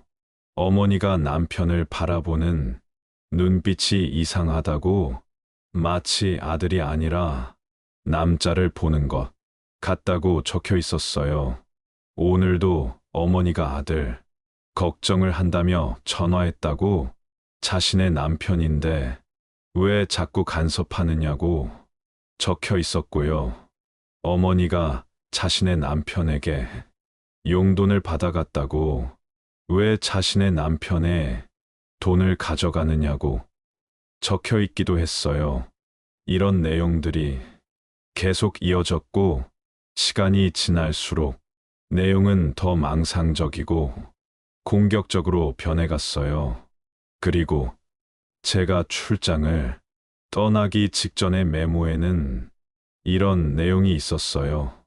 드디어 기회가 왔다고, 남편이 일주일 동안 출장을 간다고, 이제 그 더러운 늙은이를 처리할 시간이라고, 자신의 남편을 어떻게 남자로 볼 수 있냐고, 용서할 수 없다고, 천천히 고통스럽게 죽여야 한다고 적혀 있었어요. 그 메모를 읽는 순간 저는 온몸에 소름이 돋았어요. 이것은 단순한 갈등이나 학대가 아니었어요. 미연이는 어머니를 죽이려고 했던 거예요. 그것도 오랫동안 계획하고 준비해서. 피의자는 어머니가 남편을 남자로 보고 있다는 망상에 사로잡혀 있었다고 형사가 설명했어요. 평범한 모자 관계를 비정상적으로 해석했고, 그것이 점점 심해져 결국 이런 범행으로 이어졌다는 거였어요. 이런 끔찍한 말들을 들으며 저는 눈물을 참을 수 없었어요. 어떻게 미연이가 이런 행동을 할 수 있었는지, 어떻게 제가 이런 사람과 살고 있었는지 너무나 충격적이었어요. 형사는 계속해서 수사 결과를 설명했어요. 미연이는 어머니를 학대하는 모습을 휴대폰으로 촬영해 두었고, 그 영상들이 증거로 확보되었다고 해요. 그리고 가장 충격적인 것은 미연이가 어머니를 죽이려는 구체적인 계획을 세워두었다는 사실이었어요. 피의자는 남편이 출장에서 돌아오는 날 어머니를 숨기고 치매가 심해져서 실종되셨다고 신고할 계획이었다고 해요. 그리고 나중에 시신을 유기할 계획이었다고요. 그 말을 듣는 순간 저는 정말 무너져 내렸어요. 제가 조금만 더 일찍 돌아오지 않았다면 어머니는 정말 목숨을 잃을 뻔했어요. 그 생각을 하니 온몸이 떨렸어요. 민수 형과 저는 경찰의 허락을 받고 미연이를 면회했어요. 구치소에서 만난 미연이는 전혀 다른 사람이 되어 있었어요. 눈빛은 공허했고 표정은 차가웠으며 전혀 죄책감을 느끼지 않는 것 같았어요. 오히려 저희를 보자마자 이렇게 말했어요. 왜 왔냐고? 그 더러운 늙은이는 죽었냐고 하더라고요. 저는 그 말을 듣고 충격을 받았어요. 미연이가 여전히 어머니를 죽이고 싶어 한다는 사실에 소름이 돋았어요. 민수 형도 마찬가지였어요. 저희는 미연이에게 왜 이런 일을 저질렀는지 물었고, 미연이는 망상에 가득 찬 이야기를 쏟아냈어요. 어머니는 저를 아들로 보지 않았다고, 남자로 봤다고, 자신의 남편을 빼앗으려고 했다고요. 자신은 정당하게 자신의 가정을 지키려고 했을 뿐이라고. 그 여자가 죽어야 저희가 행복하게 살 수 있다고 했어요. 미연이의 말을 들으며 저는 점점 더 큰 충격에 빠졌어요. 이것은 단순한 시어머니 며느리 갈등이 아니었어요. 미연이는 심각한 망상, 장애를 가지고 있었고, 그것이 이런 끔찍한 범행으로 이어진 거였어요.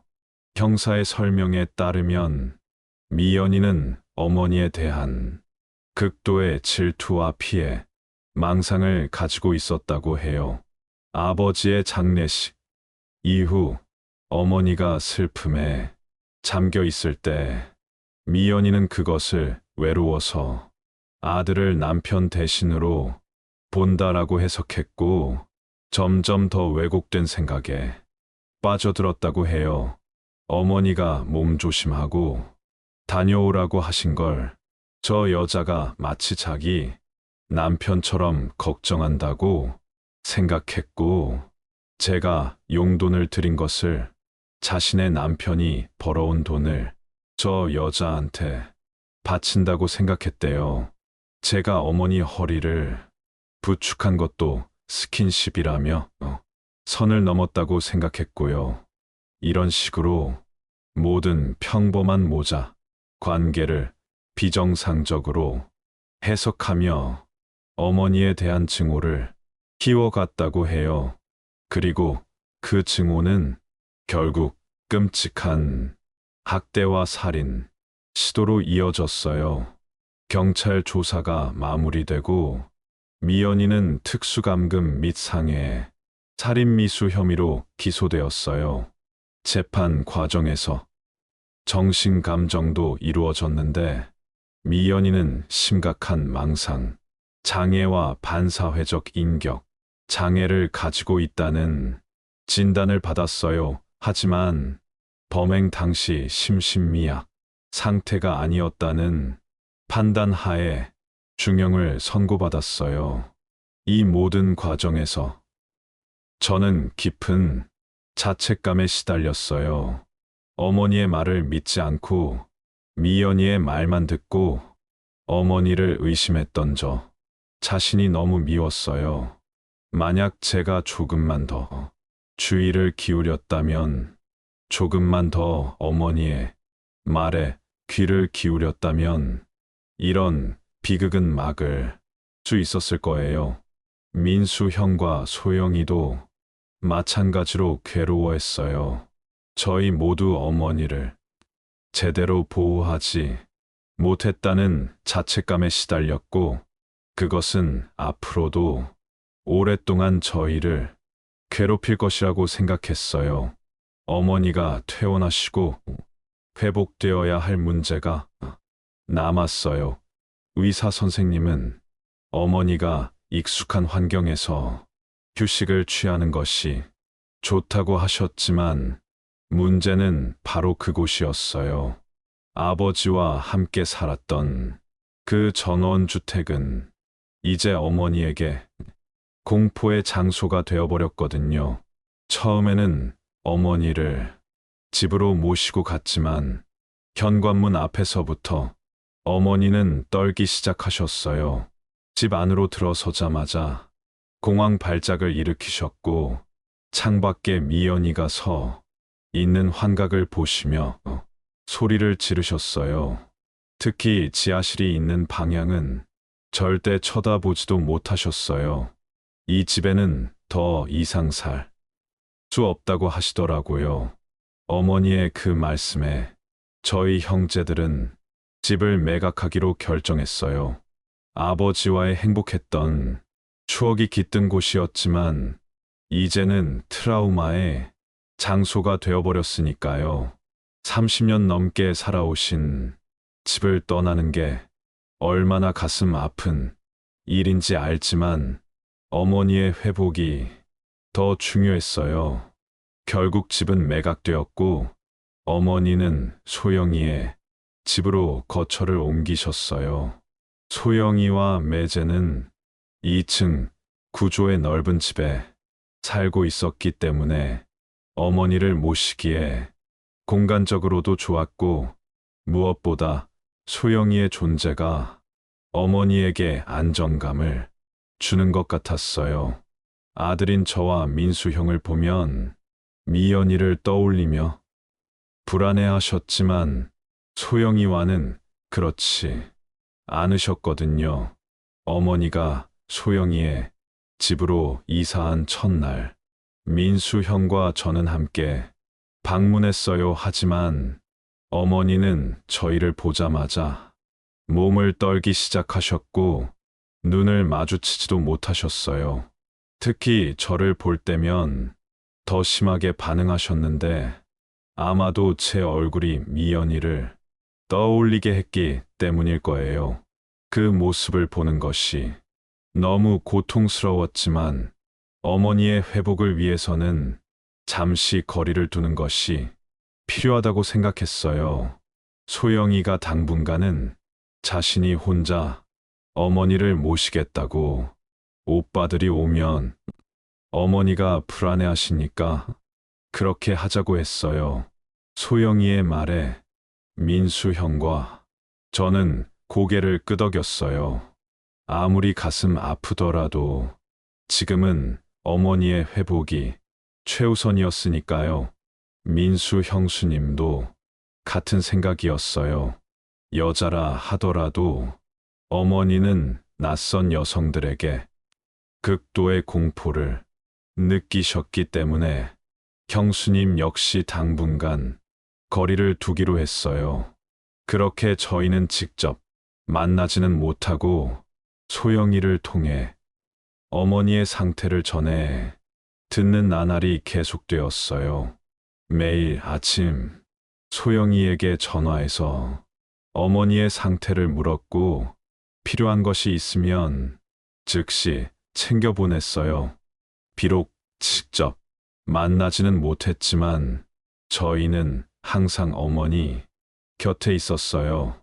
시간이 지나면서 저는 엄청난 죄책감에 시달렸어요. 미연이의 말만 믿고 어머니를 의심했던 것, 출장을 떠나 어머니를 홀로 남겨둔 것, 그리고 무엇보다 어머니의 신호를 알아차리지 못한 것, 이 모든 것이 저를 괴롭혔어요. 밤마다 악몽에 시달렸고 어머니가 도움을 청하는 꿈을 꾸곤 했어요. 하지만 저는 이런 죄책감에 무너지지 않고 어머니의 회복을 돕기 위해 할 수 있는 모든 것을 했어요. 어머니의 치료비를 모두 책임졌고 최고의 트라우마 전문가를 찾아 상담 치료를 받을 수 있도록 했어요. 그리고 소영이가 어머니를 돌보는데 필요한 모든 것을 제공했어요. 그렇게 몇 개월이 지나고 조금씩 희망이 보이기 시작했어요. 어머니가 조금씩 안정을 찾아가고 계셨거든요. 소영이의 말에 따르면 어머니가 밤에 악몽을 꾸는 횟수가 줄었고 창밖에 미연이가 서 있다는 환각도 점점 줄어들고 있다고 했어요. 그리고 가장 큰 변화는 어머니가 저에 대해 물어보기 시작하셨다는 거였어요.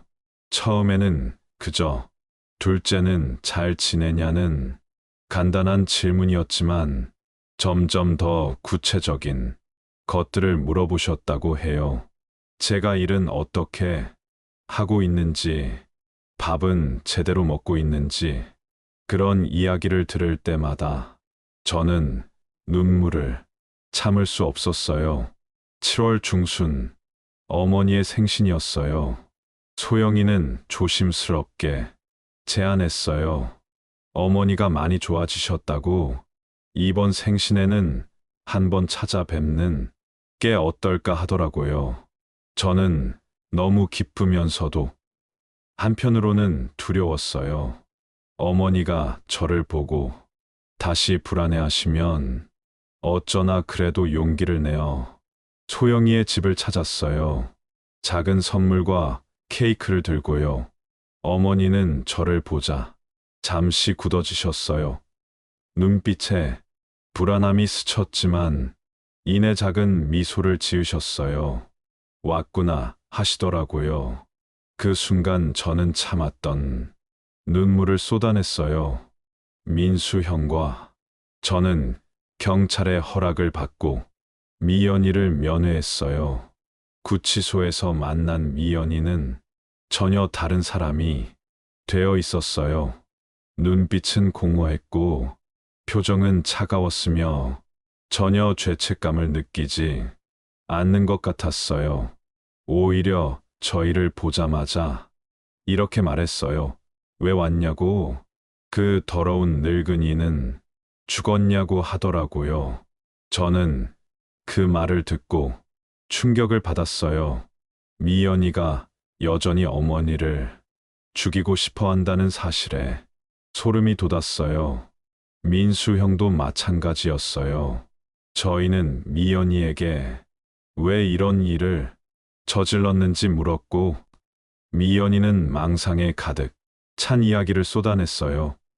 어머니는 저를 아들로 보지 않았다고, 남자로 봤다고, 자신의 남편을 빼앗으려고 했다고요. 자신은 정당하게 자신의 가정을 지키려고 했을 뿐이라고.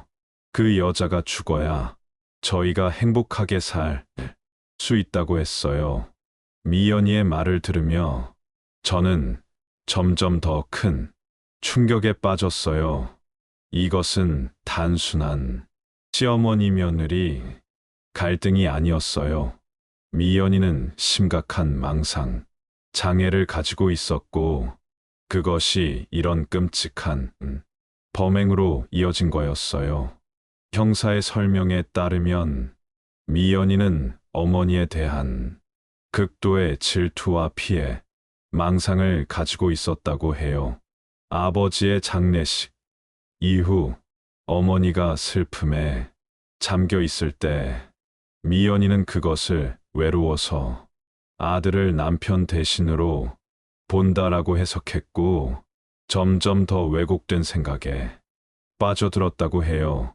어머니가 몸 조심하고 다녀오라고 하신 걸 저 여자가 마치 자기 남편처럼 걱정한다고 생각했고 제가 용돈을 드린 것을 자신의 남편이 벌어온 돈을 저 여자한테 바친다고 생각했대요. 제가 어머니 허리를 부축한 것도 스킨십이라며 선을 넘었다고 생각했고요. 이런 식으로 모든 평범한 모자 관계를 비정상적으로 해석하며 어머니에 대한 증오를 키워갔다고 해요. 그리고 그 증오는 결국 끔찍한 학대와 살인 시도로 이어졌어요. 경찰 조사가 마무리되고 미연이는 특수감금 및 상해, 살인미수 혐의로 기소되었어요. 재판 과정에서 정신감정도 이루어졌는데 미연이는 심각한 망상, 장애와 반사회적 인격, 장애를 가지고 있다는 진단을 받았어요. 하지만 범행 당시 심신미약 상태가 아니었다는 판단 하에 중형을 선고받았어요. 이 모든 과정에서 저는 깊은 자책감에 시달렸어요. 어머니의 말을 믿지 않고 미연이의 말만 듣고 어머니를 의심했던 저 자신이 너무 미웠어요. 만약 제가 조금만 더 주의를 기울였다면, 조금만 더 어머니의 말에 귀를 기울였다면 이런 비극은 막을 수 있었을 거예요. 민수 형과 소영이도 마찬가지로 괴로워했어요. 저희 모두 어머니를 제대로 보호하지 못했다는 자책감에 시달렸고, 그것은 앞으로도 오랫동안 저희를 괴롭힐 것이라고 생각했어요. 어머니가 퇴원하시고 회복되어야 할 문제가 남았어요. 의사 선생님은 어머니가 익숙한 환경에서 휴식을 취하는 것이 좋다고 하셨지만 문제는 바로 그곳이었어요. 아버지와 함께 살았던 그 전원주택은 이제 어머니에게 공포의 장소가 되어버렸거든요. 처음에는 어머니를 집으로 모시고 갔지만 현관문 앞에서부터 어머니는 떨기 시작하셨어요. 집 안으로 들어서자마자 공황 발작을 일으키셨고, 창밖에 미연이가 서 있는 환각을 보시며 소리를 지르셨어요. 특히 지하실이 있는 방향은 절대 쳐다보지도 못하셨어요. 이 집에는 더 이상 살 수 없다고 하시더라고요. 어머니의 그 말씀에 저희 형제들은 집을 매각하기로 결정했어요. 아버지와의 행복했던 추억이 깃든 곳이었지만 이제는 트라우마의 장소가 되어버렸으니까요. 30년 넘게 살아오신 집을 떠나는 게 얼마나 가슴 아픈 일인지 알지만 어머니의 회복이 더 중요했어요. 결국 집은 매각되었고 어머니는 소영이의 집으로 거처를 옮기셨어요. 소영이와 매제는 2층 구조의 넓은 집에 살고 있었기 때문에 어머니를 모시기에 공간적으로도 좋았고, 무엇보다 소영이의 존재가 어머니에게 안정감을 주는 것 같았어요. 아들인 저와 민수 형을 보면 미연이를 떠올리며 불안해하셨지만 소영이와는 그렇지 않으셨거든요. 어머니가 소영이의 집으로 이사한 첫날, 민수 형과 저는 함께 방문했어요. 하지만 어머니는 저희를 보자마자 몸을 떨기 시작하셨고 눈을 마주치지도 못하셨어요. 특히 저를 볼 때면 더 심하게 반응하셨는데 아마도 제 얼굴이 미연이를 떠올리게 했기 때문일 거예요. 그 모습을 보는 것이 너무 고통스러웠지만 어머니의 회복을 위해서는 잠시 거리를 두는 것이 필요하다고 생각했어요. 소영이가 당분간은 자신이 혼자 어머니를 모시겠다고, 오빠들이 오면 어머니가 불안해하시니까 그렇게 하자고 했어요. 소영이의 말에 민수 형과 저는 고개를 끄덕였어요. 아무리 가슴 아프더라도 지금은 어머니의 회복이 최우선이었으니까요. 민수 형수님도 같은 생각이었어요. 여자라 하더라도 어머니는 낯선 여성들에게 극도의 공포를 느끼셨기 때문에 형수님 역시 당분간 거리를 두기로 했어요. 그렇게 저희는 직접 만나지는 못하고 소영이를 통해 어머니의 상태를 전해 듣는 나날이 계속되었어요. 매일 아침 소영이에게 전화해서 어머니의 상태를 물었고 필요한 것이 있으면 즉시 챙겨보냈어요. 비록 직접 만나지는 못했지만 저희는 항상 어머니 곁에 있었어요. 시간이 지나면서 저는 엄청난 죄책감에 시달렸어요. 미연이의 말만 믿고 어머니를 의심했던 것, 출장을 떠나 어머니를 홀로 남겨둔 것, 그리고 무엇보다 어머니의 신호를 알아차리지 못한 것, 이 모든 것이 저를 괴롭혔어요. 밤마다 악몽에 시달렸고 어머니가 도움을 청하는 꿈을 꾸곤 했어요. 하지만 저는 이런 죄책감에 무너지지 않고 어머니의 회복을 돕기 위해 할 수 있는 모든 것을 했어요. 어머니의 치료비를 모두 책임졌고 최고의 트라우마 전문가를 찾아 상담 치료를 받을 수 있도록 했어요.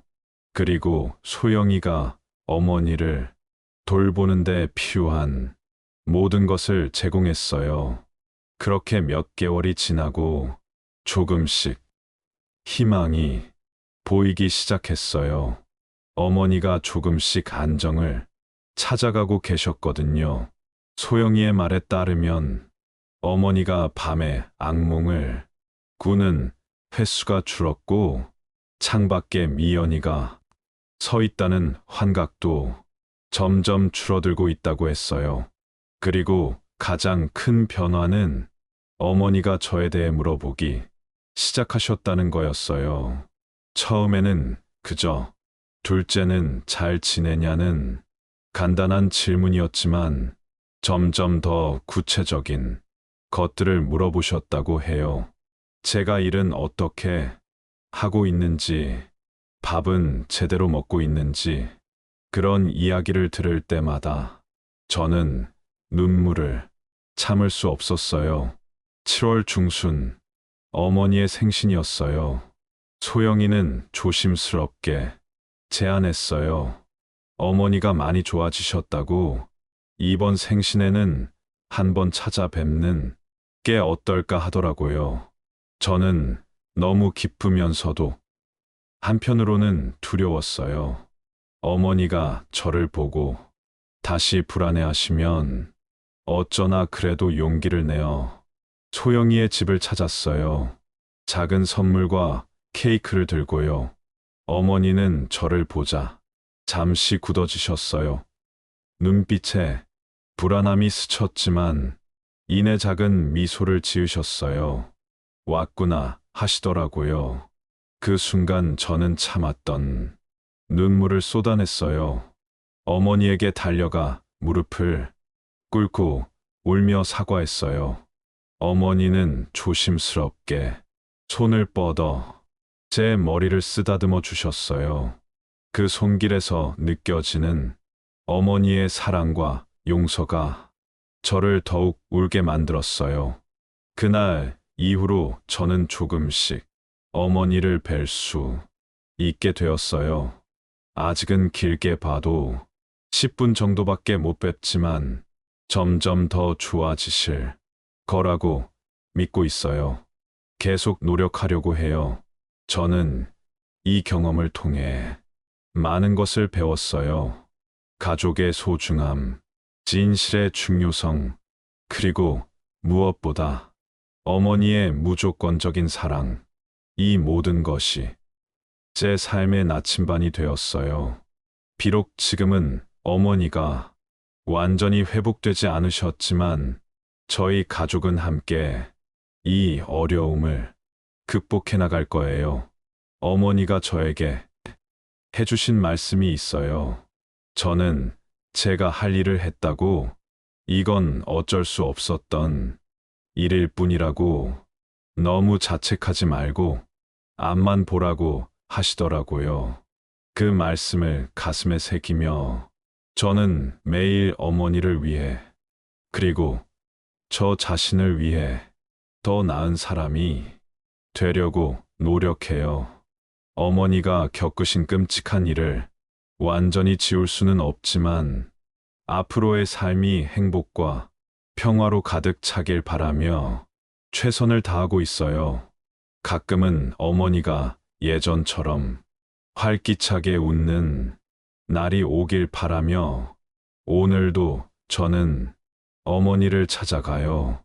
비록 완전한 회복까지는 아직 시간이 필요하지만 함께 걷는 이 길에 희망이 있다고 믿어요.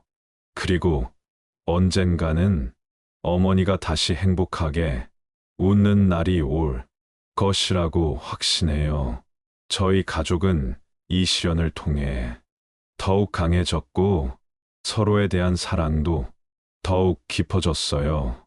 미연이라는 악몽 같은 존재가 저희 가족에게 큰 상처를 남겼지만 그 상처를 통해 저희는 진짜 중요한 것이 무엇인지 깨달았어요.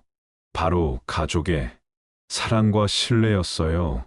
지금도 어머니는 완전히 회복되지 않으셨지만 매일 조금씩 나아지고 계세요. 그리고 저희 형제들도 어머니를 더욱 소중히 여기게 되었어요. 이런 끔찍한 일을 겪고 나서야 깨닫게 된 것들이 많아요. 앞으로 저희 가족에게는 더 이상 이런 일이 일어나지 않을 거예요. 왜냐하면 저희는 이제 서로를 더욱 믿고 더욱 소통하며 더욱 사랑하게 되었거든요. 이것이 이 끔찍한 시련이 저희에게 준 유일한 선물이라고 생각해요. 오늘도 저는 어머니께 안부를 여쭙기 위해 소영이에게 전화를 걸어요. 어머니가 오늘은 어떠셨는지, 잘 주무셨는지, 식사는 하셨는지, 이런 일상적인 대화들이 이제는 너무나 소중하게 느껴져요. 언젠가는 어머니와 함께 예전처럼 식사를 하고 예전처럼 웃으며 이야기를 나누는 날이 올 거라고 믿어요.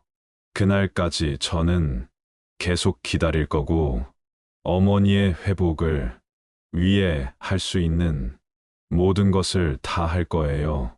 이것이 바로 제가 여러분에게 들려드리고 싶었던 이야기예요.